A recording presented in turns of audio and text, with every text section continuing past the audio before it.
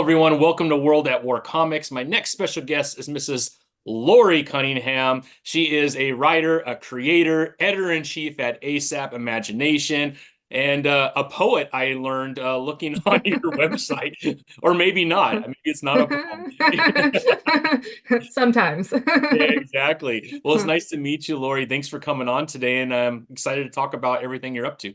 Yeah, thanks for having me. I'm excited to be here. Yeah. So let's jump in real quick. So I know you a little bit just from reading your website and obviously talking to Hades, and we went back and forth on Instagram a little bit. But man, can you talk a little bit about how you got into writing, where the passion came from, and how it ended up being in comic books? Yeah, for sure. I feel like it's a long story, so like brace yourself. You're good. So it all started. No, so writing wasn't one of those things that was on my radar like at all, really. Like it's something I kind of did for fun and like work and obviously like emails. Yeah. But then I had the opportunity to go over to Ghana and with like work. And while I was there, I basically started a travel blog, not to like be a blogger but just to like connect with my family because like didn't have reliable times to like time zones and like have video calls with everyone and didn't want to send the copy paste emails and stuff.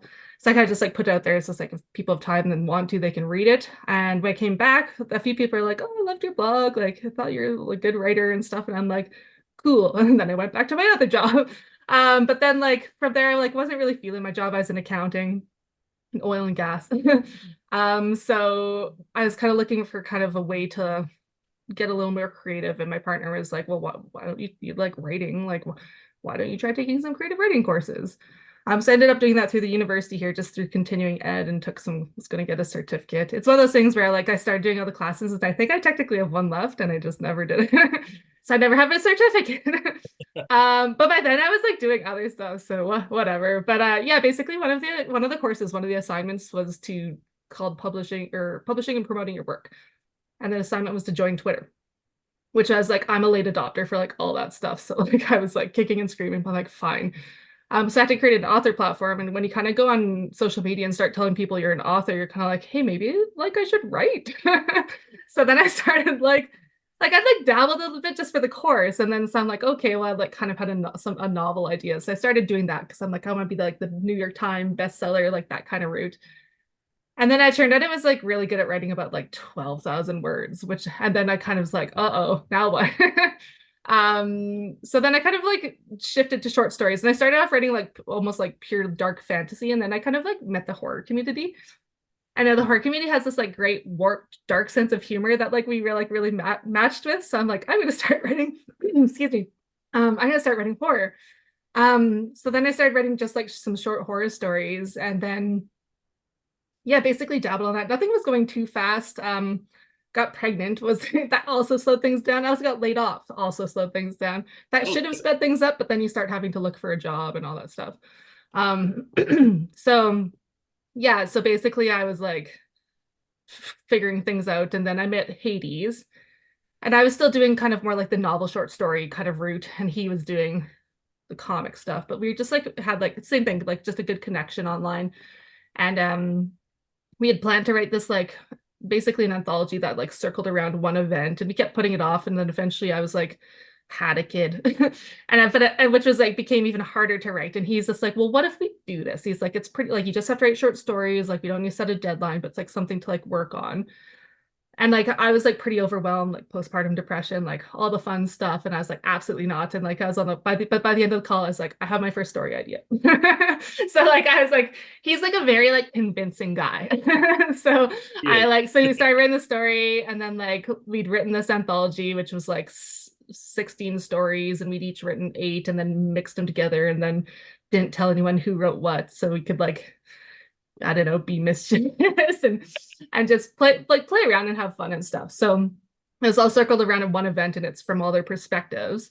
And then one of the stories I wrote was basically like we kind of came together at the end, and we had like it's basically the start is a countdown to like the event, and then the rest kind of like spawns from there.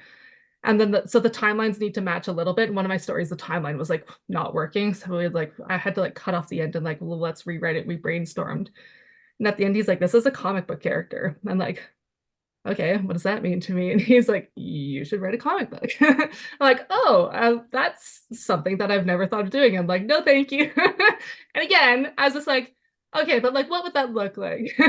So, so then I like, and that became like my first issue, Sister Grimm. And then, but once I'd started writing the comic books, like I was always meant to like just be on the sidelines for him and like cheer him on. Like I had no intention of getting into comics, but like it just like slowly you get further and further and further, like just keep sipping the Kool-Aid a little bit more, and then suddenly you're in it. And then like I was working a project, and then he's just like, you should be the editor in chief. And same thing. I'm like, oh, that sounds like a lot of work. I don't want to do that. He's like, you're already doing it anyways. I'm like, fine, I'm the editor in chief. And then it's just like more and more things. And here I am. And I feel like that's what it's like 5 years, almost 5 years later now. And I'm just like fully like stuck here, but in like a good way. Well, we all get into comics differently, and that is a very unique way to get into comic books. I have to say, Yeah. you don't hear too many stories like that. But I mean, Yeah, you've got yeah. quite a few comic titles under your belt now, right? You got Sister Grimm, I think a couple issues of that. There is so far 4 issues of Points of Villainy and Virtue. Am I missing anything? So last you're missing like one small weird thing where last year I started to like because I've st just being in comics, I've like I'm artistic, but I'm not like a sequential artist. But I'm like maybe I could play around with that. So like last year I started a YouTube show called Drink and Draw, just basically to like force myself to draw once a week because like I've other priorities like drawing ha isn't the top one, but I still want to draw. And then like kind of partway through, I'm just like, I want to like draw my own comics. Set a goal to like do a webtoon. But then I was like, then I'd have to learn digital art as well, which seemed daunting. And I came across some like YouTube channel where some guy was talking about making mini comics. So I have like a little mini comic. And I don't have any copies down here, but I have like a little like mini 8 pager called Demon Potatoes. You mean potatoes. Yes, that's technically my other comic. And then I have some other books that aren't comics, but like that is my other comic book. First illustrated one. Nice. Well, congratulations. Thanks. And then I saw that. Can you kind of go through? This is not a poem. I was reading a little bit of it, and it says it was taken down by Amazon. And can you walk us through that? I was trying to figure this whole story. Okay, this is like a weird like I don't know. I'm a like a con so Demon Potatoes was a joke that like went too far. And I have another book called Babies with Rabies, which is a I joke saw that went that too too. far. Yeah. And this was a joke that went too far. Basically, like I'd seen all these Instagram posts with just like awful poetry. And it was basically just a sentence broken up. And I made some like posted something where it's just like poetry is not. And I like, but I did the same thing where it's like poetry isn't just a sentence broken up. Or I actually forget exactly what I wrote. And then someone's just like, you should publish this. I would buy this. And I was just like, hmm. So I'm just like, you know what? That would be kind of funny. So like I went and like made a cover and I like made a book and like learned how to figured out KDP for Amazon and like uploaded it. And then like Amazon, like I think the minimum you have to sell it for like 99 cents. So I'm just like, this should be free because it's not because and I like told people I'm like, it's not a book. It's like it's one page. And people bought it. Oh wow. And then someone suggested you're like, oh, you should make like an audiobook of this. And then a narrator saw that post and he's like, can I do it? Can I be your narrator? And I was just like, sure. So that's just people just kept jumping on. Yeah. But like that was kind of the beginning of the end there because like once we were like audiobooks have like all these requirements Uh, and basically like we uploaded it and they rejected it and then I started and then like they didn't really say any reason but then I kind of like tried to appeal it and then they looked into what the book was and they're like oh this is like not so like they have like their quality control like this is just a page and it's something like anyone could like it was literally just like a sentence right so it's like it's hard to like prove the copyright but it's like but it's my art it's like all this then I like had like a dedication like and like acknowledgments and all this stuff so but like eventually it got on the radar and they like took it down yeah. and but then like so and then like the ACX which is like their audiobook they feel it's like Audible's the one, so they wouldn't allow it. But we found some other place that would allow it through Findaway Voices. So basically it's uploaded. You can like download it on Barnes and Noble, and it's like 45-second book. It's And it's also like you available broke a on record website. for like the shortest book or something. Yeah, yeah. And it's for those long drives, like Yeah, yeah. when As you're I cleaning pull out around of the, my driveway, yeah. that was great. Yeah. Loop it, just loop it. It's more exciting the second time. And then basically because they like Hilarious. did this, like because Amazon took it down, I wrote a second book that was basically explaining what happened, and then I hid the first book in the second book. So Was it it was like the like whole pages first or book. Yeah, so it was basically it's a whole bunch of screenshots because everyone like people had like 15 reviews, and like people were like just so on board with it and like hilarious about it, and like people are like really like someone wrote like a whole like um Emma, I can't remember her last name, but I was like on her podcast, but she like asked, she's like, can I write like an article about this? And it's basically like the article's full of words I don't understand. It's written like it's like a thesis, like it's like short, but it's like it's like I don't know, educational. Like, it's like she's like a scholar, basically, like talking about like breaking the bounds of publishing and poetry. Like people leaned so hard into it, it was hilarious. So then, like the book was kind of a dedication to the people who just kind of like helped make mischief with me, essentially. So it had a screenshot of the reviews. I remembered the screenshot because obviously once they took it down, they were all gone, and I'm like, no. But yeah, so it had like that, and it kind of explained it, and then explained the whole like audiobook thing, how that was kind of like the nail in her coffin. And yeah, and those are available too. You can get the Now you're a audiobooks. poet, just like Yeah, that. now I'm a poet. And then what Yeah. about Babies with Rabies? How did that come about? So Babies with Rabies was like, so I was living with my parents when I had my daughter. She was about 6 months old, and my husband was like working on our house because we were getting it ready to sell. So there was like chaos. So I like lived with my parents, and then he just kind of commuted back to see her and me and my parents, I guess. Um, so and it was just kind of one day we are just joking around with my parents. Like I think my daughter was teething. So it was kind of, and that's kind of where it came around. And they're like, ah, rabid baby. And again, it just like a joke turns into another joke. And then suddenly, like, my mom always does this thing where, like, anything that's like kind of like a little bit funny to her, she's like, that would make a good book. And like sometimes she's right. Sometimes I don't think she's right as much. But basically, for this one, I'm like, yeah, that would be. Because like we basically, like, oh, R is for rabies. And then like kind of came up with that letter. And then like suddenly you have a few letters and you're like, uh-oh, I'm writing a book. And then suddenly, like, because it doesn't take long to like come up with 26 later or like letters of that. And it's like, so it's all rhyming. Like I had to like obviously like to make it so it's like not garbage. Like it took a while to like edit it and stuff. But it's like all rhyming. It basically is like a whole survival guide. It goes through like the baby's like physical traits and characteristics, and then it kind of like what you need to do to train, and like what to watch out for and all that stuff. So yeah, and it was like one of those things where like I'd written it and wasn't really sure what I wanted to do with it. And I like books like Go the F to Sleep and like K is for Knife Ball existed. So I'm like, and they like and like published through like legit place like publishing houses. So I'm like, so I submitted it to some, and then like and some agents, and like it's a very like weird, like a lot of people are looking for parenting books, a lot of people are looking for like humor or like zombie dystopian or like picture books, but not like this very specific thing I had created. So I didn't get a lot of response. A lot of people are like, hey, this is kind of cool, but I don't know what to do with it. So eventually I'm like, okay. And then I was like, well, I still like believed in it. So I like reached out. I've joined like a children's illustrator group on Facebook and kind of like put it out there, and they had like hundreds of replies, and people who I don't think had read it because they're like, here's my cutesy bear. I'm like, I would love to be involved, but it's actually funny. One of the people who replied, like, I looked at his portfolio and it actually was quite cutesy, but it was like watercolor and like really beautiful. And I was just like, and I like took the time to respond and to them all, and I was just like, hey, like I really like your art. If I ever wrote like an actual children's book that I wanted this, like I would like to keep you in mind because like this is I really like your art. And then he's like, well, what kind of thing are you looking for? And I described this to him as like kind of like, so I use like Baby Herman as an example, and then like a lot of people say it's like looks like Garbage Pail Kids, but that wasn't on my radar at the time. But I used them Scotty Young.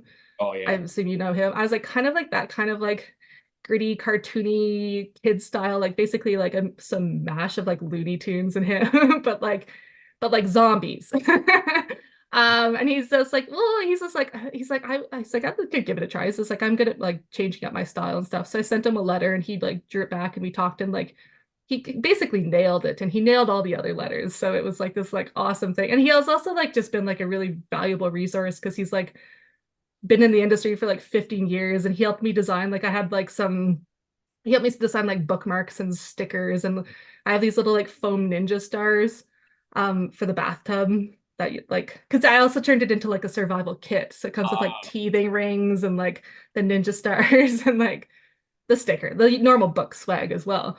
And then like he's over in Japan, so he's also just like, yeah, and I have some like connections to like cheap manufacturing. And I'm like, that sounds great. so, so yeah, he was like a good accident where I'm just like out of all the people who replied, like very like fortunate to have him on. And so then we self-published it and now Nice. I like put it out and like it's all through my website. Again, it's kind of like a unique, like I've looked to do Amazon's tricky if you don't go directly like upload your stuff through them and make let them publish it. Like suddenly you're a third party vendor and fees. Plus, I'm in Canada and like Canada's shipping because like the big market for Amazon is the US, but like to get it there, I have to like put it on US and then somehow I either have to charge like $20 shipping or I have to like send like 100 books to them in the States. Like, I don't know, it's complicated. And I'm just like, so I have it on Etsy as well, but like basically just in person on my website. So one thing at a time, figure things out. Exactly. Well, I mean, Laurie, that's a pretty incredible story. And now I gotta get it because I have to see this book. I mean, I've only seen the Well, cover on yeah, your it's website, but it's hilarious. Yeah, it looks awesome. yeah, And the art, it's at fun. least the cover looks amazing. Yeah, and it's funny because like I have like some review. There's like one like if I've always like waited for like reviews because like it's a weird book and like people like there's some person who's like I don't know what this is and there's some person's just like they're like I brought this for my kids and like the story isn't really kid friendly, but the art is nice. Like it's like that classic thing. People, well, so many people are like buy it as like as this like, who are you buying this for? And they're like, oh, for like my like 5 year old. I'm like, sure. Like my daughter's 4 and she's read it, and I don't feel like a bad person, but it's like Yeah, it's kind of like a gift book for like new parents. Like yeah. it's like a baby shower gift is kind of what I Yeah. think of it. But all kinds of people seem to like it depending on your sense of humor, so they get it because it is very like zombie. Like it's got a whole bunch of like 80s references and it's got some Walking Dead references. Like I read and like it has like I told the artist like the one of the letters like I was just like it's like M is for montage.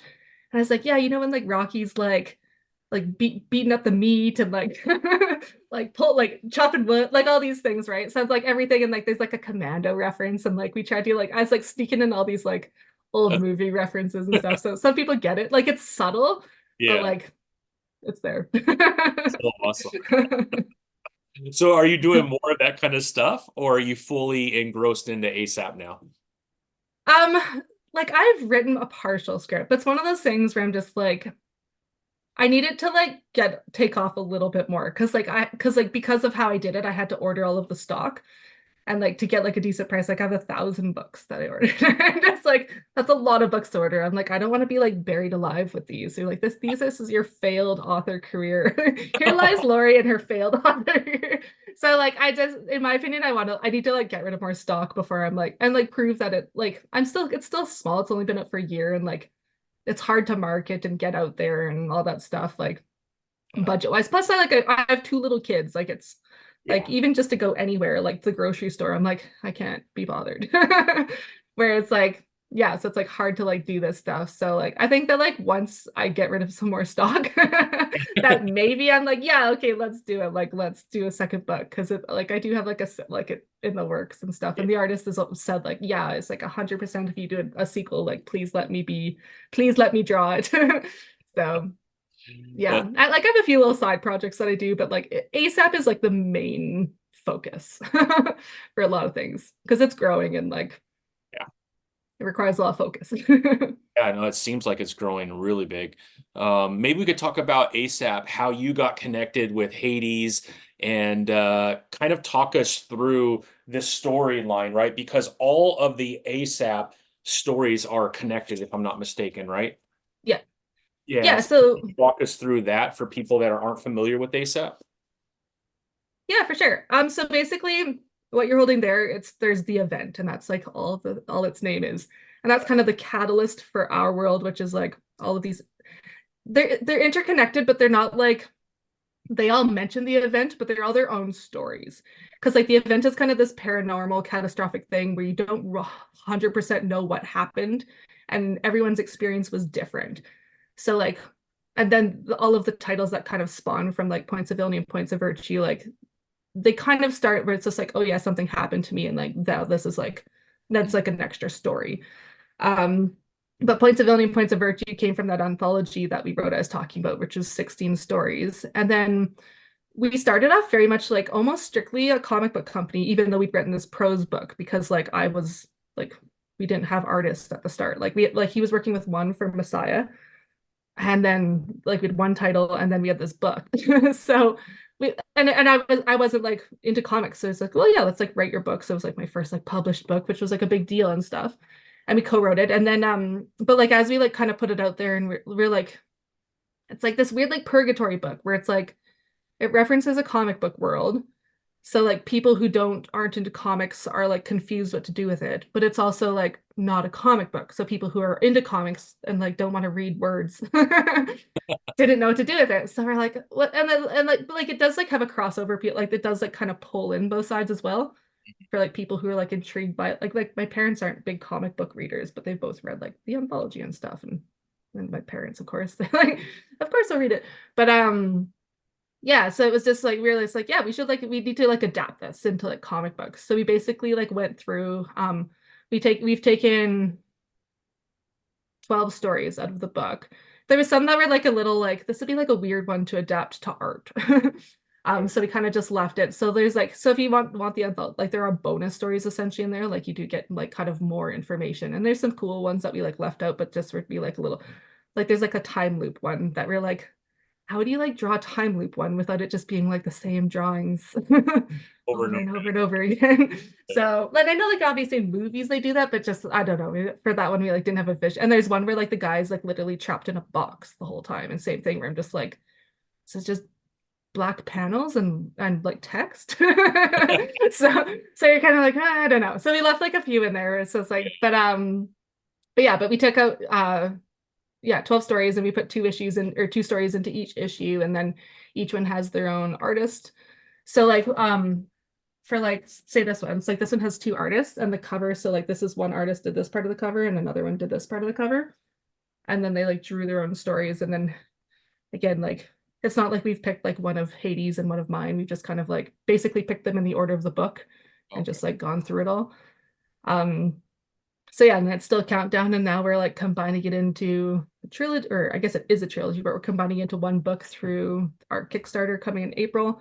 Mhm. And it's gonna have a whole bunch of bonus material. And then we also we're working on like, because like I don't have the book here because I ran out of stock. I have like a con coming, but I don't have like the stock hasn't arrived yet, Mars. So like I don't have more copies, but it's like a flip book. So like the one side's Points of Villainy and you literally like flip it over. Oh, So like when cool. you open it, like half the writing is upside down. Yeah, yeah. So we finished Points of Villainy, and now we're like working on this, getting the second issue of Points of Virtue out, and then we'll eventually put that into a graphic novel as well, and have all that awesome bonus material. So for the collectors, Like, or the yeah, people who just want like the novel, obviously not the single issues. yeah, yeah. But So in April, it's gonna be only just it's like a trade of these three yeah, extra material, right? And then I assume once, are you gonna have three different issues for Points of Virtue as well? And yeah, yeah. copy, and So then that trade too. yeah, and the second issue is up on the website for pre-order right now, and then the third issue is coming eventually. Sweet. And That's then yeah, awesome. then we'll like combine it and then maybe have like the ultimate one where it like does the same thing where we like do half of it upside down or something. That'll But be sweet. there's a long lot to do before then. But Yeah. so the Kickstarter is like our first like our next focus for getting that stuff out. So It reminds me, there's a creator, two creator writers, Tim Seeley and Tony Fleeks, and they have a comic book right now called Local Man. And it's like a 90s, like a callback to 90s comic books when Image Comics became was just huge, right? You had all these people split from Marvel, started their own company, Image, and all their characters were just over exaggerated with belts and like guns everywhere, and they were just super like overly muscular. And it was great for a couple of years, and then it killed the market. That's all. Yeah. But Fair enough. anyways, Tim Seeley and Tony Fleecs are my age, and we grew up. That was just such a big event in comics. So in his comic, you read the story and then you flip it over, and then the cover looks like an old 90s Image comic, and then it has a different story in the front. So what you're doing Oh, sounds cool. very familiar to what they're doing. So that's awesome. You should check it out. It's pretty cool. Yeah, yeah, that sounds very cool. Yeah, it's funny because like we didn't do it with the comics, but like again, way back when we tried to like publish the anthology through Amazon, Mhm. and like and we like the hard copy, it was like half the book was upside down, and they sent us a proof, and we're like, yeah, this looks good, like publish, and they're like, we can't publish this, and Hades has a copy of the book. He's like, no, no, you can. I have like a book that Yeah, shows that you can publish it. He's just like, no, they're like, no, half the words are upside down. We're like, we're not the first people to like come up with a flip book. Like lots of people like it's fun, but I remember like before, like when I was little, I had one where it was like Jack of the Beanstalk, and the first side was from Jack's perspective, and you flip it over, and that's from the giant's perspective. Where he's like, this like little boy came and like broke it, stole my goose, and like all this stuff. yeah, But yeah, like it's like we're not the first person to do this, but they wouldn't do it. And then from that point, we're kind of like that was actually like when we were like very went like hard into like indie. I feel yeah, like because we're like screw you Amazon, because we had that talk where I'm like, well, do we care? But it was like it was such like a fun idea, and we like really like and like we had the book all set up, and we'd seen it printed, and like it's beautiful like this. So, like it'd be such a shame to have to undo that part of it, and like because it was kind of like a work of art, and so like to like just make it like a regular old book. Like we're not into that. Like when like we have it available in digital, and it's like very much like here's part one, and then you get to the end in part two. It's not like you flip your Kindle upside down or anything, right? Right. We're not making it like hard on people. But like, yeah, so like we still want to make it available digitally, but like for the hard copy, we're just like we're doing this ourselves. And then we went hard into ASAP, and then doing all of our own stuff. And then like a few people were like, hey, like I see what you're doing. Can you help publish my book? And then that's when we're like, yeah, we'll help other people's. So, did an imprint for like other people's books, and yeah, all kinds of stuff. Just like a big old like sequence of big chain reaction sequence of events. So yeah, yeah. That's yeah, awesome. I love it. I love it. So April 1st. So I'll put down into the subject the right now on Kickstarter you could go I just typed in ASAP and it came right up. And you could see the April 1st Kickstarter. So I would encourage anybody listening to this to head over there and at least hit that subscribe button. You don't have to do anything. It'll just let you know when it starts. yeah. It sounds pretty exciting. Yeah. And like I said, I have read the first three. And it's awesome. And to know that there's going to be a little bit of extra in the trade is pretty cool. So I'll definitely have to pick that one up as well. Yeah. But that's fun. That's awesome. Yeah, yeah, it should be good. And I know like it's like I don't know exactly when this is coming out, but it's like I like Kickstarters like the pre-launch pages because you can like support people, Yeah. but like you don't have to commit just yet. Where it's just like it's so easy to hit notify and just like and then obviously once it launches, then you get all the information stuff and like, well, do I actually want to read this? And like some I'm like, yeah, and some I'm like, maybe not quite Yeah. for me, but yeah, it's nice That's having it up awesome. there and hyping it up. Yeah. Well, congratulations on that, Lori. That sounds like a lot of fun. Could we talk a little bit about Sister Grimm? Because Yeah. that's another title that you are the author of. Can you kind of walk us through that? Because I know we touched on it a little bit, but if you could talk us through how that relates to this first story of Points of Villainy and Points of Virtue. Yeah, so Sister Grimm was the character where Hades like, this is a comic book character. You should write it. So Uh, so she appears in like the anthology is almost like her origin story. Like because like you don't quite understand what happens, but you get a glimpse of like what happened, and then like Sister Grimm starts 3 months later after the event. So like in issue 3 of Points of Villainy, there's a story called Sweet Dreams, where it's basically her and her family are fleeing London, and it's actually told from her daughter's perspective. as she's like just kind of sleepy in the back car and like doesn't understand what's going on. So you have like all of like this like you have like the dialogue between the parents and she's just like cuddling her like her bunny and stuff. So and then in Points of Virtue, like it was like the one story or say the very obvious story that connected the two sides. There's another story that's actually in Points of Virtue #1, called Angel of Death, and Yes. that follows Lily, and she has this like physical encounter with death, and she's a doctor. So it's basically kind of like that's what happens during her event that kind of like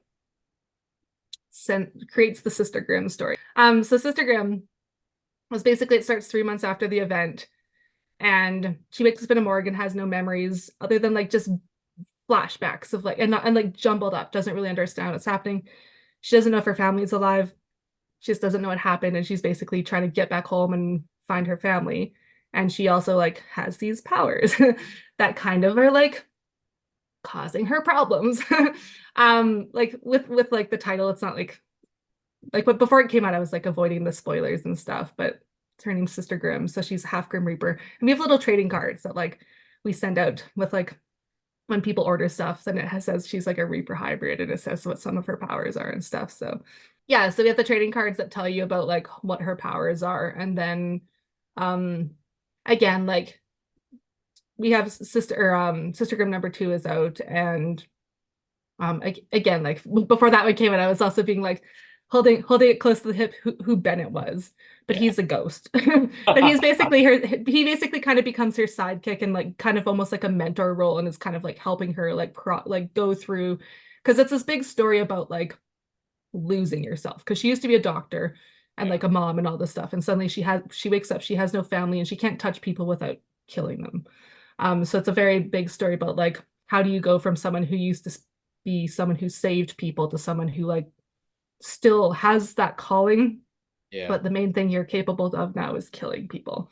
So like really like it's going through that, and then Bennett's kind of there like kind of giving her like the justification of like, oh, this is like what you could do with your powers, and it so like explores like that whole kind of thing, and like the reap because like Reapers are like not supposed to have a human side, right? So she has this like freedom of will and like choice and like humanity basically attached to like this power that you're not supposed that humans aren't supposed to have. So it's kind of like works with that, and it's like basically a battle between her Reaper side and her human side and all that stuff. So it's fun. Fun to explore. That's so cool. So can we walk through? I think in one of the, let me just check the front, but I believe there's like a map of comic books that, or at least the reading order, if I'm not mistaken. Yeah. We should have went to the website and I could have just shared it right there. No worries. I think, yeah, right here. So on the very front, right, it has a timeline, which is really cool. So people that go to asapimagination.com, you could see the order in which you could read all the comics. So that way there's I think a flow to the story, right?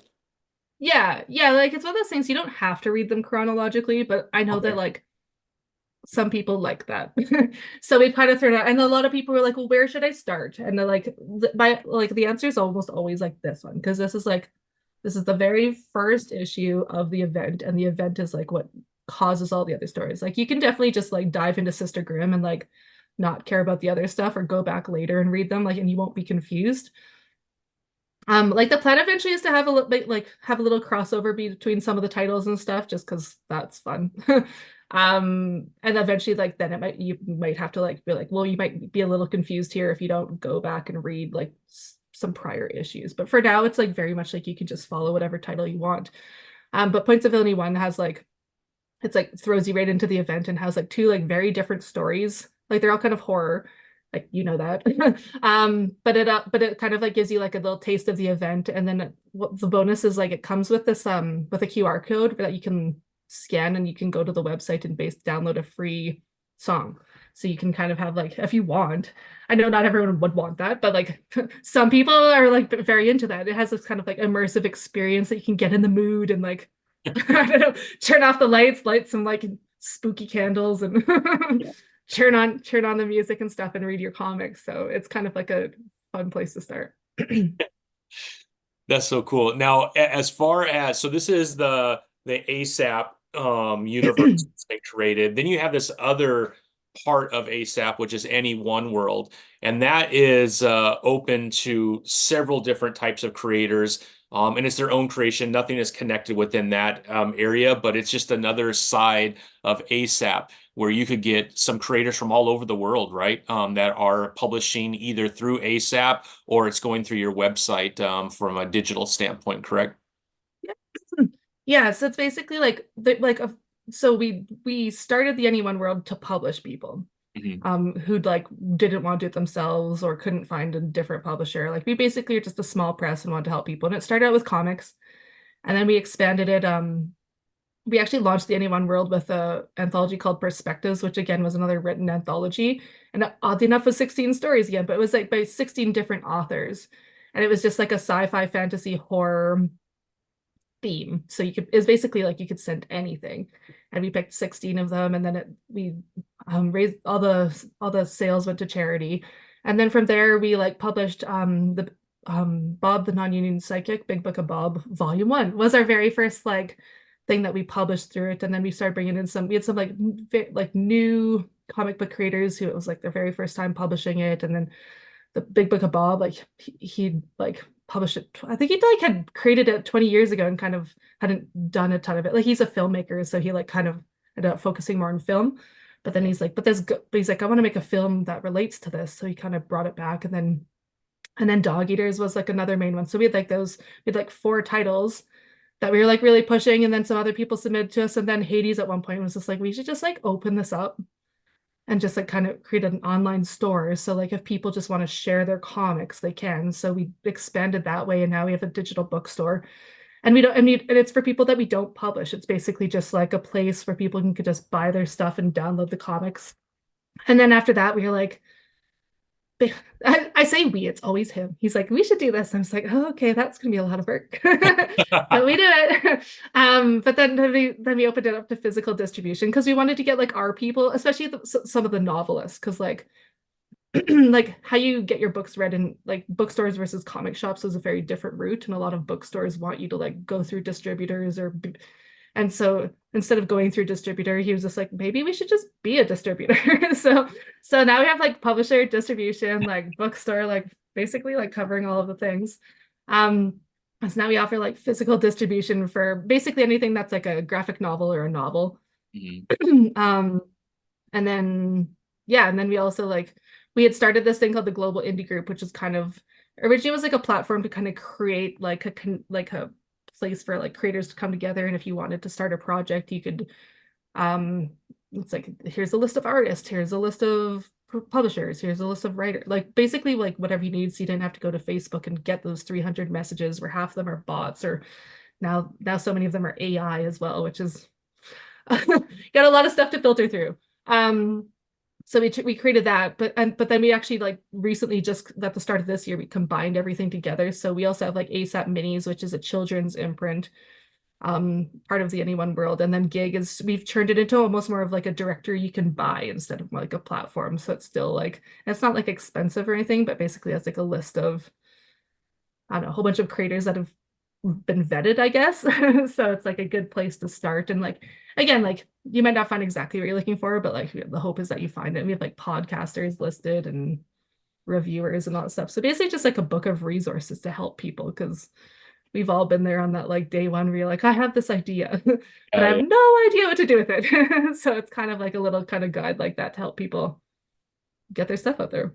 that's so cool. Yeah, I know starting when I started writing, finding an artist was really tough, and I got burned a couple times. There's like these groups like in different countries where you have someone's in charge and they have a bunch of artists that report to them. And so they're constantly like, "Hey, do you need an artist? Do you need an artist?" And they're reaching out to people who have comic books and stuff.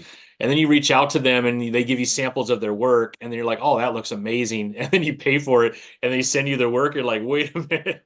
Is this your little brother? Like, where did this artwork Yeah. this does not Yeah. match what you sent me." And what happens is they're not necessarily the one that's going to work on what you did. They sent you their samples, but it could be anybody that's part of that group. And so, yeah, it's really weird, really weird. It's hard to find a place where you could find vetted artists. So that's awesome. I think that's going to be super helpful for a lot of creators. Yeah, what I know for like us, like we were actually pretty fortunate. Like, so Hades, like he met someone over there because he's in the UK.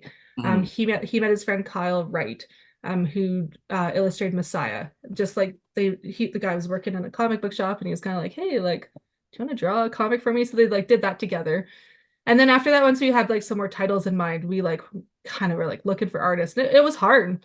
And we actually we're like really fortunate and stuff as one of the first people we came across. We're like, hey, we like your stuff and like you're good to work with. Like, do you know any other artists that like would be interested in working with this? And he's like, yeah, I know a lot.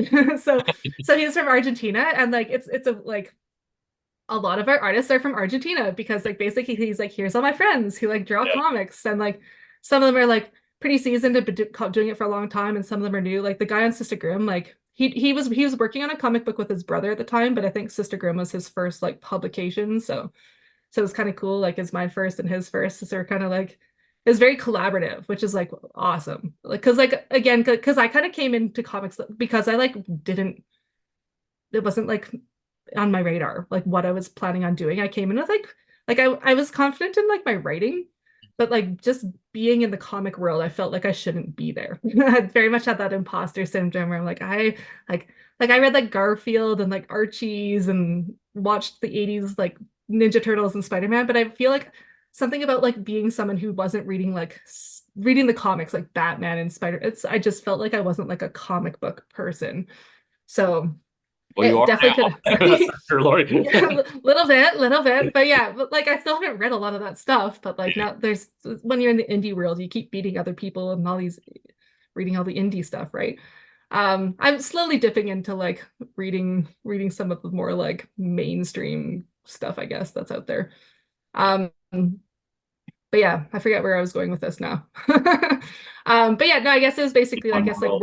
working with like an artist who like was very experienced. I think that it would have been easy to just be like defer to them all the time and just be like, yeah, just whatever you think is okay. Whereas actually kind of cool working with someone else who was new and because like we were very much like because we're kind of just like, I don't know, do you think this is good? And he's like, I think that's okay. What do you think this is good? So it was kind of fun. Like we both kind of like got to grow and like you can actually like even between issue 1 and issue 2, you can like see both of us. Like my scripts to him are like more helpful. And I get the first my first one I was just following a script and like my script was very like prescriptive. Like this is exactly what it should look like. And like it was like way too detailed. And then like the second one and like he still had like some creative like um creative control and stuff. Like he got to like make things. He'd be like, hey, what if we did this instead? So it worked out. Like he was good that way. But in the second script, like now that I'd worked with him, I'm like, oh, I don't need to be as detailed. And then I was like, just whatever you think the panel, however you think the panels will look good on the page, but this is what like the page and this is the vibe for the page and what they need, like the general, like what is in each panel and the dialogue and all this stuff, right? So yeah, it's cool. It's like you can see both of our progression even between like issue 1 and 2 and which is that's cool. It's like you don't have to be perfect right from the gate, right? Like it's a especially with creative endeavors, it's just like you're always going to grow, your style is going to change, like your interests are going to change. Like I'm from dark fantasy and I'm writing horror, like maybe I'll be writing rom-coms, who knows? Could go anywhere. Yeah, I mean, there's space for all of that too, right? So that's kind of Yeah. I Yeah, think it's it's pretty fun. awesome to kind of grow with your artists as well and have that flexibility. And when you get to a place where you could trust the artist and the artist trusts you as the writer, then you don't have to be as detailed, right? As long as the important points of your story come through to give that kind of, I think, leeway to the artist creates a better relationship long term anyways, right? Yeah, for sure. One, and I think like as you start to like understand each other's language, because so, there's some things where it's like we were choosing a color palette for issue 1 because I was like I don't know if I want like a full range, and I was trying to like describe it and stuff. And then he's from Argentina and like English is a second language as well, so we like had like the language barrier, but Yeah. also just the writer versus artist barrier. We were trying to describe how something should look with just words, and so he'd be like, so like this. I'm like, no. But it's just like it's tough. So like I know like one of the last pages he's like, do you think you could just like stick man it out for me and like put the panels so I kind of get like an idea because like it was just a little more complicated and I was just like yes. It's funny because like I'm an artist but like for that stuff I'm like like people are like my nemesis but it's just like so I was just like I could do some stickman but it still felt like I was just like maybe I hope don't judge my stickman. So cool. Well, Lori, can you talk about how people could follow you? like on social media, and then obviously we have ASAP Imagination. But can you walk through your website and how people could follow you? Yeah, for sure. So my personal website is lacunningham.com. Um, I don't make it easy to find me because I did the thing where because I'm a late adopter out to all the social media, by the time I get to the next one, my screen name's gone, so I have to come up with a new one, and then I don't go back and change them. So, like, Twitter was one of my first places, so I'm like at Laurcun, like LAURCUNN, and then like Instagram, I'm like fair. I do some stuff there, like it's LACU Insta, and then I'm on TikTok because TikTok's thing, so it's like L.A. Cunningham, and then on Facebook I'm just LA Cunningham. I think those are my main ones. Am I on other places? I don't And then you know. have your website and you have a YouTube page.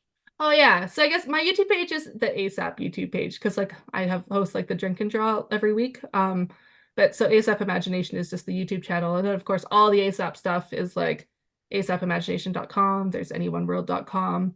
And then thankfully Hades is smart enough that he's the consistent name. So it's always at ASAP Imagination on like all the platforms. But I also have like link trees everywhere. So like that's probably the easiest way to get there. And you can find our Kickstarter and you can find the YouTube page and my personal website and all the socials and my books. And then your It's like, website is lacunningham.com. And there yeah. you can see babies with rabies. You can see here poetry, not poetry, all kinds of cool stuff. This is not a poem. I'm on your page Yeah. right now. It's so good. And a little blurb of obviously Sister Grimm as well, which is really cool. Which I think just links back to the ASAP imagination. If Yeah, a we, lot of it just links through ASAP Imagine. Like even technically Babies with Rabies because it's available through the Anyone World because oh, okay, of yeah, course. makes So sense. basically everything is available at ASAP Imagination, but like the poetry books are a little weird. So Yeah, they're not I'm like, I'll keep those. I yeah, won't give ASAP a bad name with these weird like joke parody books that aren't books. I love it. So That's so awesome. Yeah, and then there was one other thing that I was looking at. I'm trying to remember. I lost my train of thought here. Let's see here. Oh, perspectives. So that's also part of ASAP too, right? And we didn't really, you mentioned perspectives a little bit, but that's Hades. He's the author of that, a no, perspective.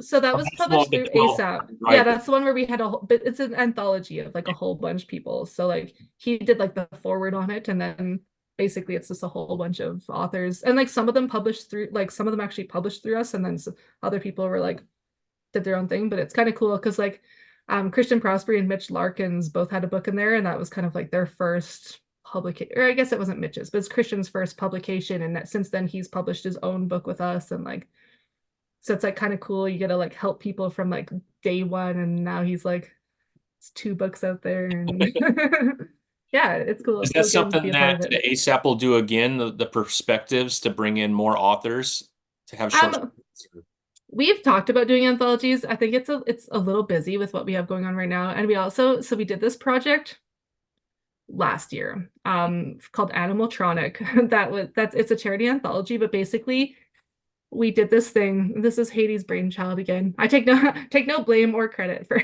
stuff.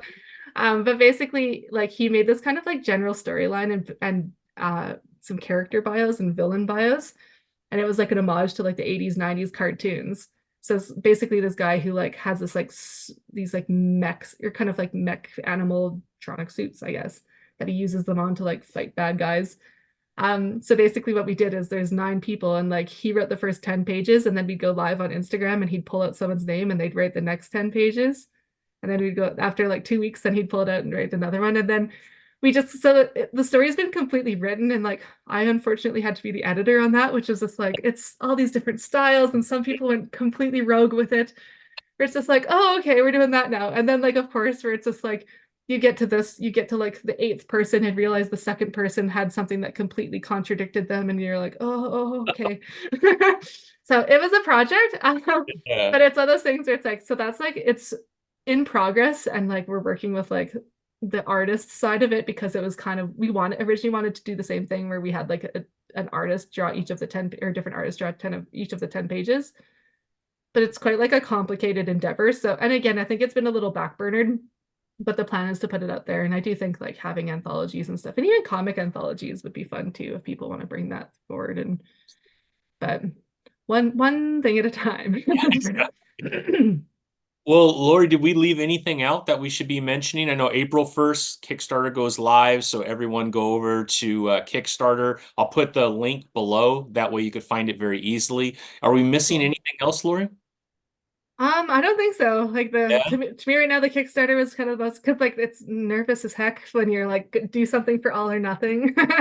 Kickstarters just feel like gambling. I don't know. it is But gambling. It's so yeah. stressful and Yeah. yeah, it Yeah. just But it's fun. It's fun. We haven't done one since our very like first like we the very first Kickstarter we did was when we like launched the company and we haven't done one since then. So 5 years. That we're was 5 years ago, silly. right?